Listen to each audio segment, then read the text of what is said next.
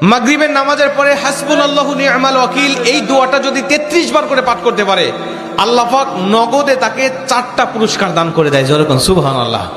এবং এই পুরস্কারগুলো আপনি নিজের চোখে দেখতে পারবেন যে হাসবুনাল্লাহু নি'মাল ওয়াকিল এই দোয়াটা পাঠ করার কারণে আল্লাহ পাক আপনাকে কি কি বেনিফিট দান করেছে। 1 নম্বরে আল্লাহ পাক আপনার দুশ্চিন্তা, আপনার টেনশন আল্লাহ পাক দূর করে দিবে। আপনি যত বড় দুশ্চিন্তায় থাকেন না কেন, আপনার টেনশন আপনাকে একদম শেষ করে দিচ্ছে।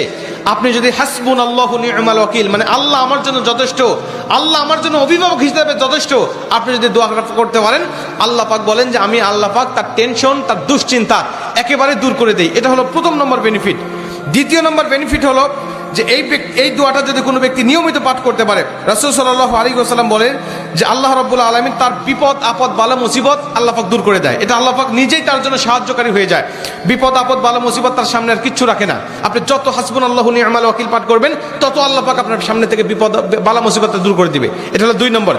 3 নম্বরে নবীজি সাল্লাল্লাহু আলাইহি ওয়াসাল্লাম বলছেন, যে ব্যক্তি হাসবুনাল্লাহু নি'মাল ওয়াকিল বেশি বেশি পাঠ করবে, আল্লাহ রাব্বুল আলামিন সে যদি কারোর দ্বারা জুলুম শিকার হয়ে থাকে, সে মাজলুম, তার উপরে কেউ জুলুম করেছে, তার উপরে কেউ কষ্ট দিয়েছে, তাকে এই কষ্টটা সে পেয়ে আল্লাহ পাকের কাছে হাসবুনাল্লাহু নি'মাল ওয়াকিল পাঠ করেছে, আল্লাহ পাক বলেন নিজেই আমি ওই মাজলুমের পক্ষে হয়ে যাই, জালিমের বিপক্ষে আমি আল্লাহ নিজের অবস্থানটা দাঁড় করা দেই। যেরকম সুবহানাল্লাহ।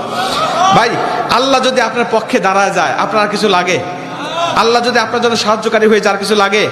আপনাকে কোন জালিম আপনার উপর জুলুম করছে, আপনি হয়তো বা সেই জালিমের কাছে আপনি কিচ্ছু না, একেবারে তুচ্ছ, কিন্তু আল্লাহ তো তার থেকে অনেক বেশি শক্তিশালী।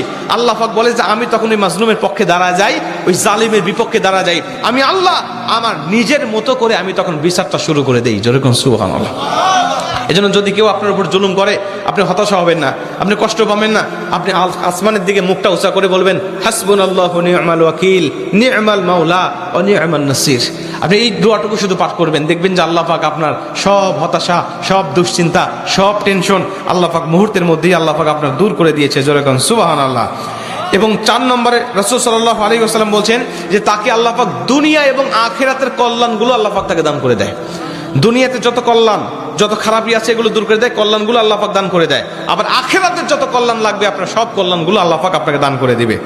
আল্লাহ পাক আমাদের সবাইকে এই 4টি ফজিলতগুলো পাওয়ার আশায় হলেও আল্লাহ পাক আমাদের সবাইকে এই হাসবুনাল্লাহু নি'মাল ওয়াকিল এটা মাগরিবের পরে 33 বার, অনেক মুহাদ্দিস বলছেন ফজরের পরে 33 বার, যদি কোনো ব্যক্তি 11 বার পড়তে চায় সমস্যা নেই, কিন্তু 33 বার পড়তে পারলে সবচেয়ে ভালো ফলাফল পাওয়া যায়।